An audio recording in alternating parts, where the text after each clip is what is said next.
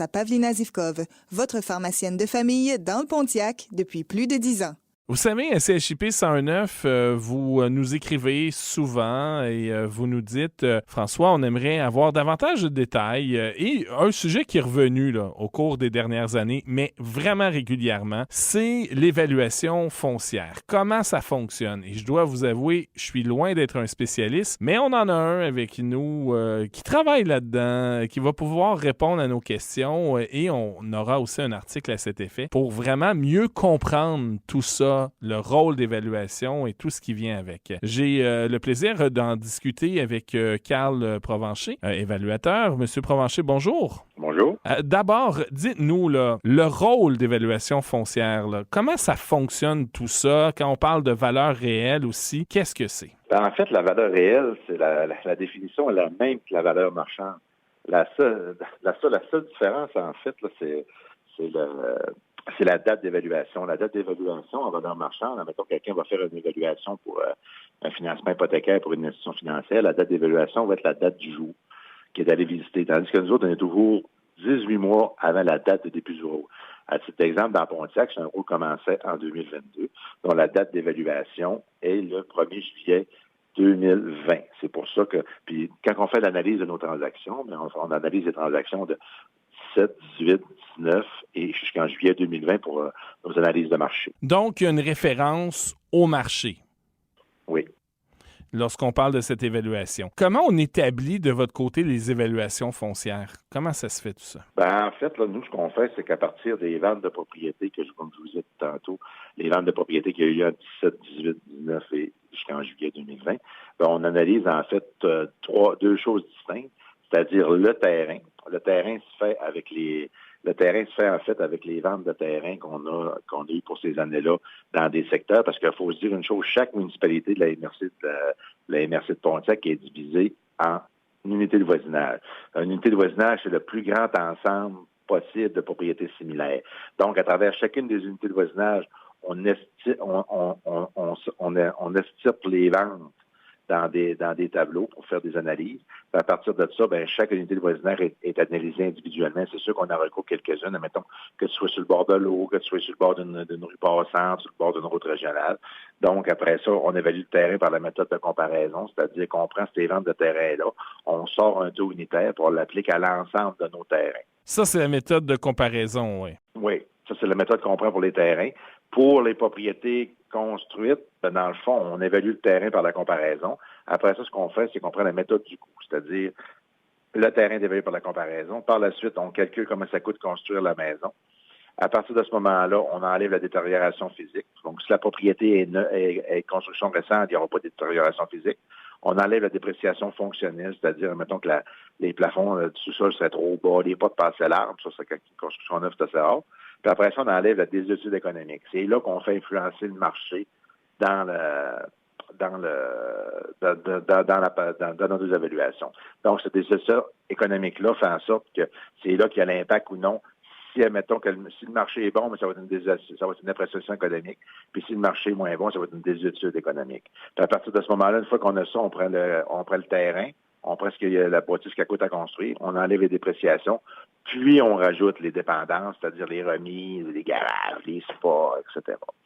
C'est ce qui nous donne la valeur de la propriété au final.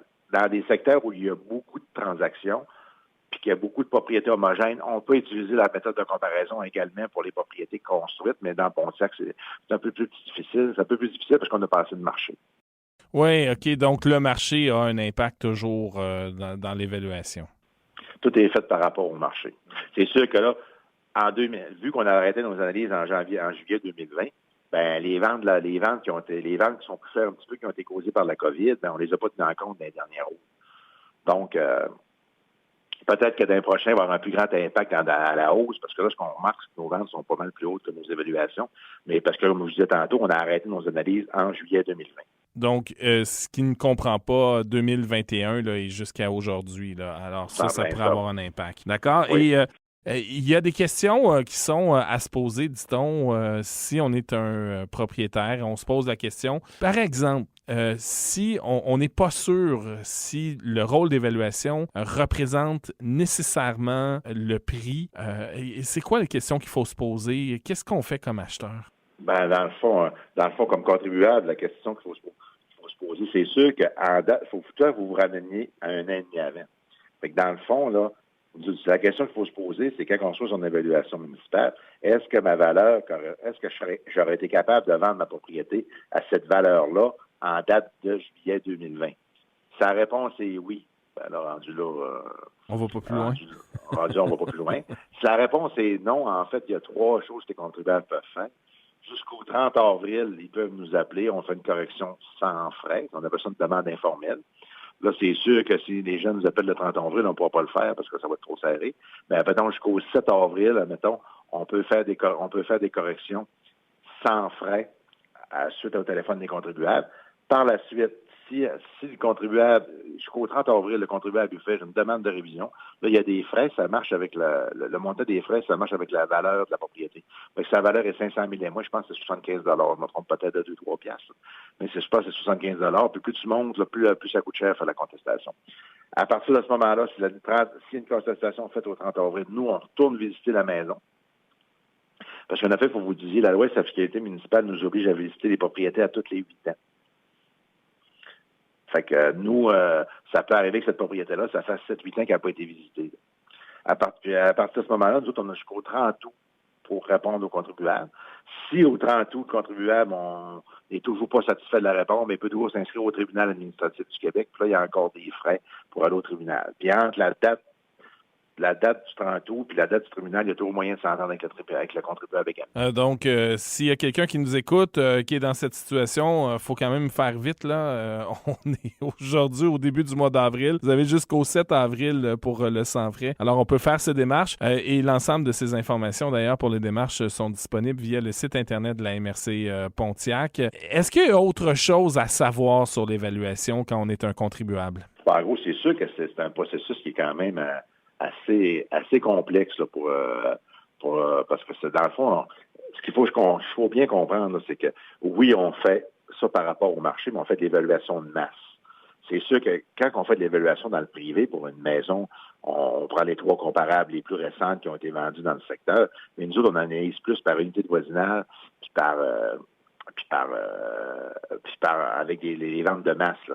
Donc, c'est sûr que quand quelqu'un me dit ma maison, je l'avais à 10, 5, 10, 15 % de l'évaluation municipale. Moi, je pense que c'est quelque chose sur lequel un contribuable ne peut pas se fier. Il n'y a pas de règle pour dire c'est 10 % de plus, 15 % de plus, 20 % de plus. Puis là, on le voit présentement avec la COVID. Nos évaluations, même là, je pense qu'on est trop bas par rapport à ce qui se vend sur le marché, mais on ne pouvait pas deviner la COVID et ce qui se passait par après.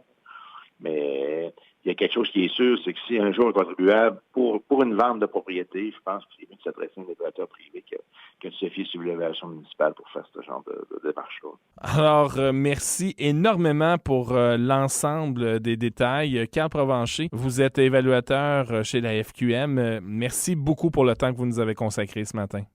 C'est rien, merci.